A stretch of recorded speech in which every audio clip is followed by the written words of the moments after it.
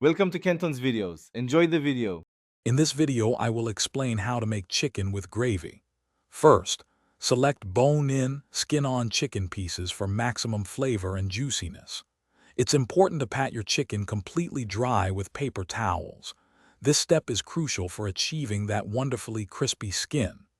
Finally, season your chicken generously on all sides with salt and freshly ground black pepper before cooking.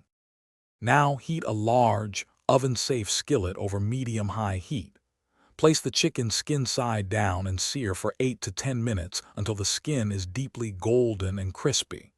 Flip the chicken, then transfer the pan to a preheated oven and cook until the internal temperature reaches 165 degrees F. Remove the chicken and let it rest for 5 minutes. While the chicken rests, let's make the gravy. Pour off most of the fat from the pan, leaving about 2 tablespoons. Deglaze the pan with 1/2 cup of chicken broth, scraping up any brown bits. Whisk in 2 tablespoons of all-purpose flour to create a roux, then cook for 1 to 2 minutes until it's lightly golden brown.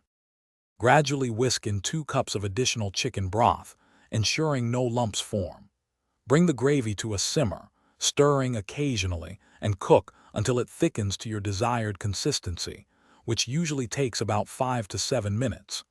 Taste and adjust seasonings as needed. Serve the rich, flavorful gravy over your perfectly cooked chicken. For easy meal prep, check the description for a link to some fantastic leak-proof containers and other great deals. Thanks for watching. Consider subscribing if we helped you.